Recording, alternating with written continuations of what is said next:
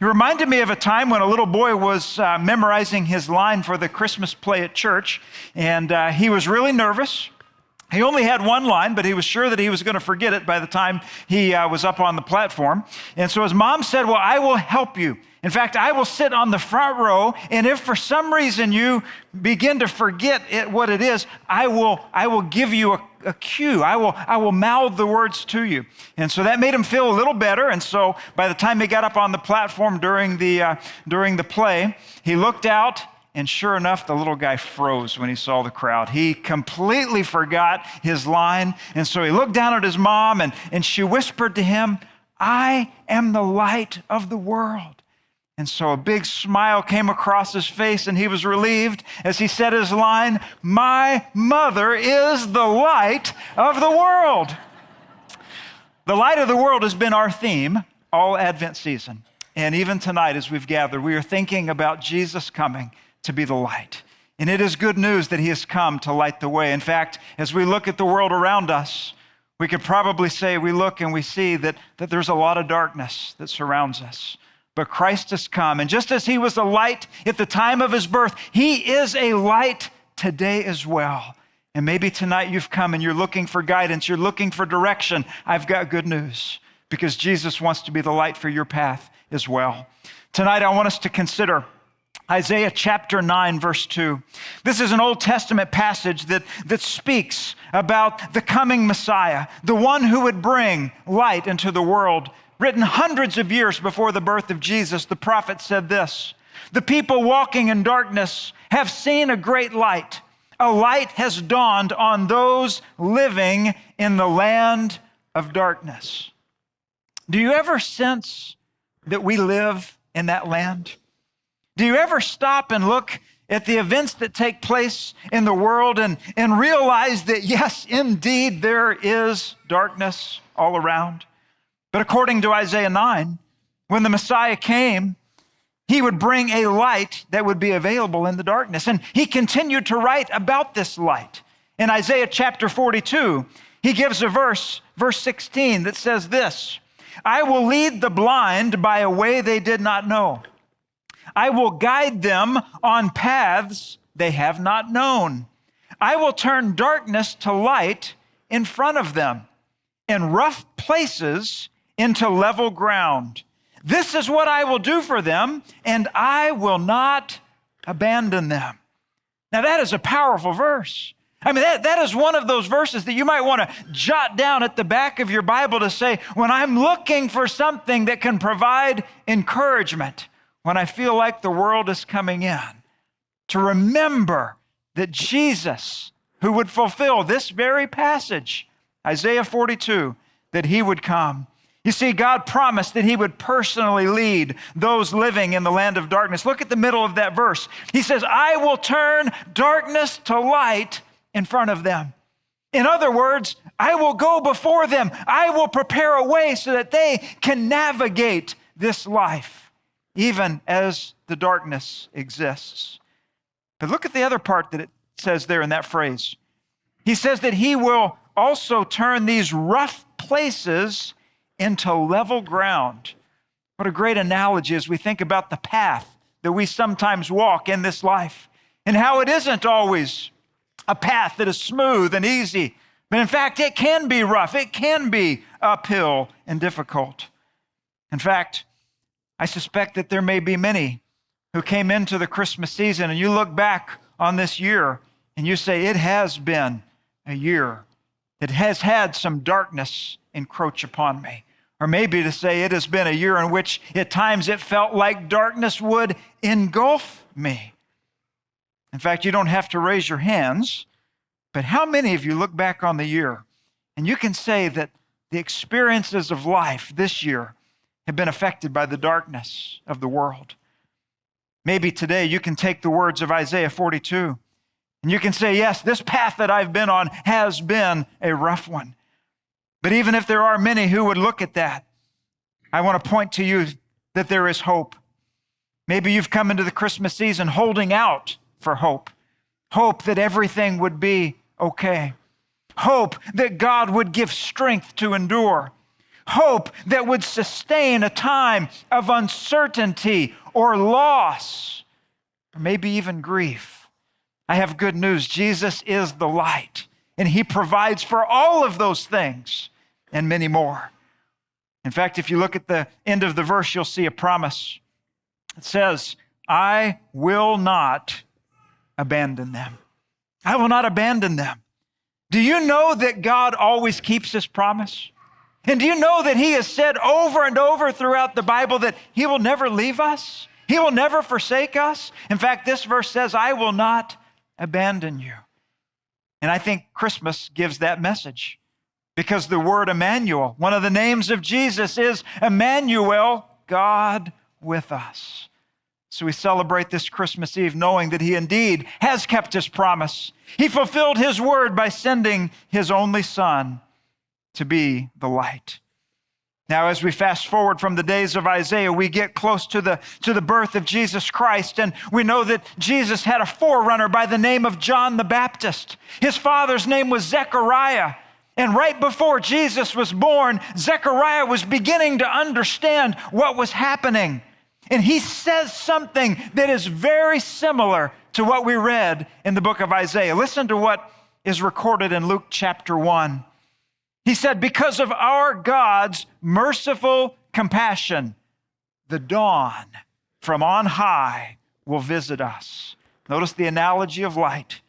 To shine on those who live in darkness and the shadow of death. To do what? To guide our feet into the way of peace. Notice what Zechariah is doing. He's taking in the events of the coming of Jesus.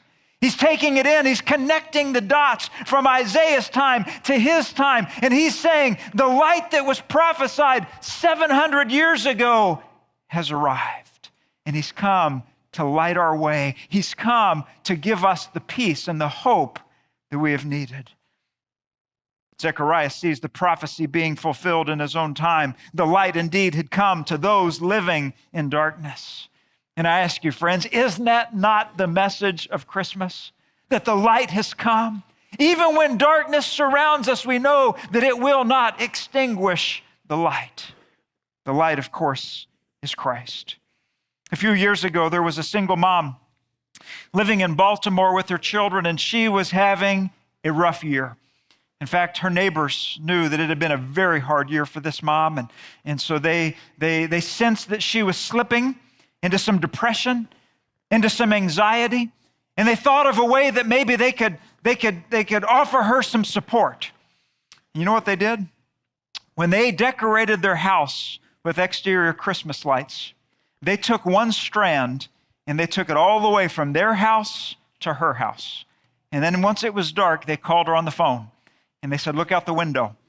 And she noticed that there was this strand of lights, kind of like the ones we have in the ceiling here, connecting their house to her house. And she said, what is this all about? And they said, we knew that you'd had a rough year. We knew that this was a difficult time, and we wanted to tell you that we're with you, that you can count on us. We are there to offer our support. We want you to know that you're not alone. Every time you look at that strand of light, you can remember that you have neighbors that care about you. Now, interestingly enough, they weren't next door neighbors. They lived across the street from her. So everybody that drove into the neighborhood looked and thought, what in the world is going on? Why is this single strand of lights going across the road to connect one house to the other? And so they began asking, and they heard why it had been done. And you know what they decided to do? They decided that they would be a part of that as well. And if you look at the next picture, you can see the whole neighborhood, house to house to house to house. They wanted to give a picture to one another of support and encouragement. And when I look at that, you know what it reminds me of? It's a reflection of what God has done. God has said, I will send a light into this world. And as we think about this Christmas season, we can think about a strand of lights that starts in heaven and ends on earth, coming to a manger, with Jesus Christ being the one who would be the ultimate light of the world to remind us that God is with us. He will not ever abandon his own.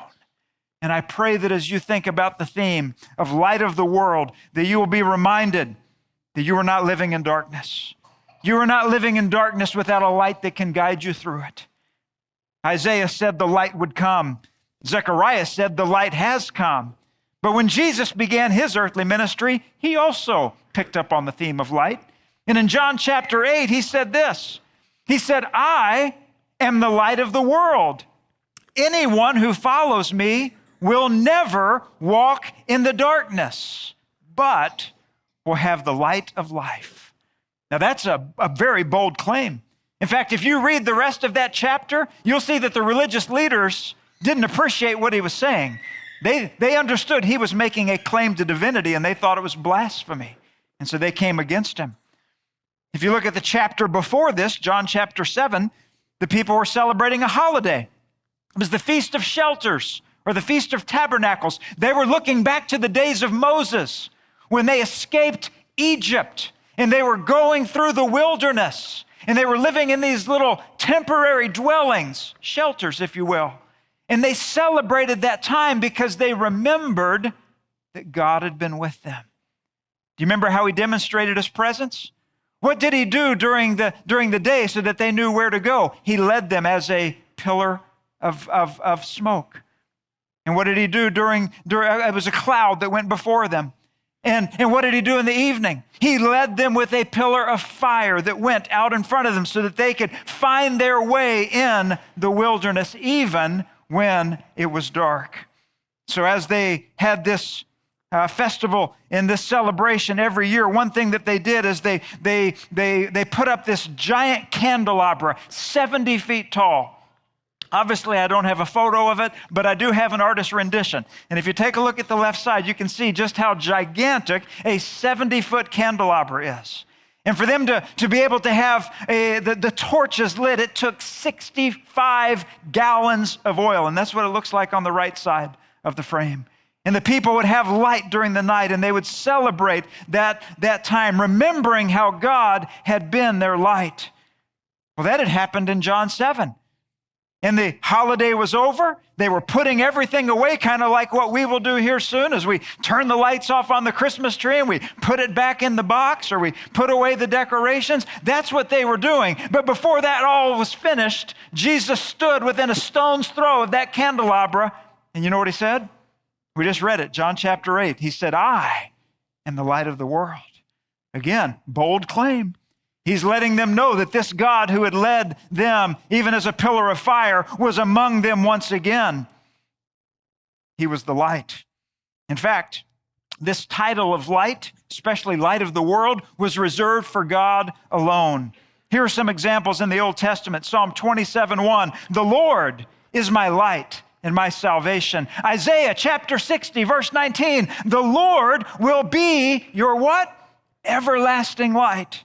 Micah chapter 7, verse 8, though I sit in darkness, look what happens, the Lord will be my light. So those living at that time clearly understood that Jesus is not claiming to be another teacher or another prophet. He is claiming to be God himself. Emmanuel, God with us. Now think about that. A divine claim. A divine claim brings with it authority. A claim to have the right of ownership, to be in charge, to say to be God is to be king of the world. Or you could say to be light of the world is to be king of the world. So just think back. Think back to those people in the wilderness. And you know, even though that was a different age, we might be able to relate. We might be able to relate as well. And remember that as long as they followed that cloud by day or that pillar of fire by night, they didn't have to worry about where they were going because they knew they were being guided. In a very similar way, Jesus has said, I will come.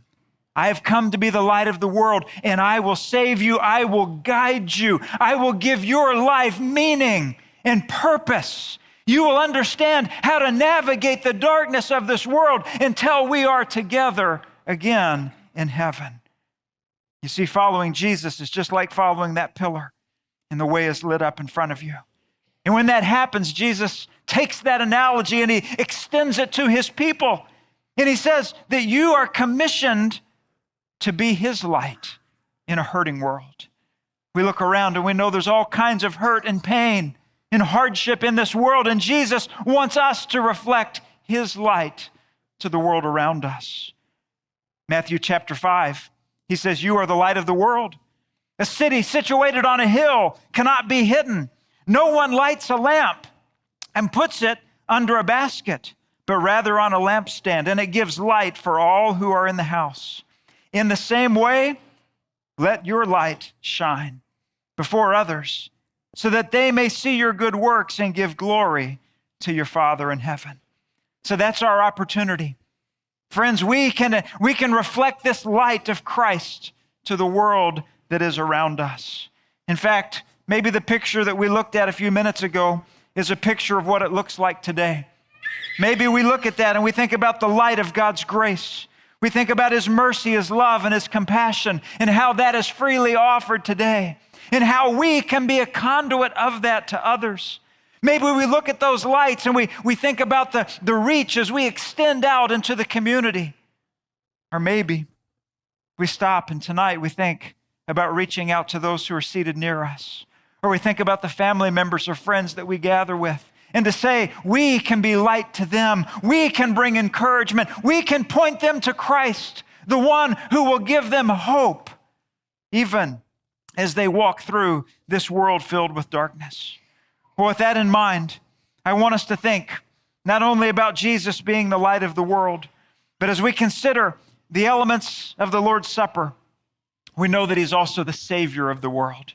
Because this one who came as Emmanuel, the one who was born in Bethlehem, he came with a mission to lay down his life for the sins of the world. And so every time we gather and receive the elements of the Lord's Supper, we are remembering his mission. We are remembering his sacrifice. And so with grateful hearts, we come and we receive these elements.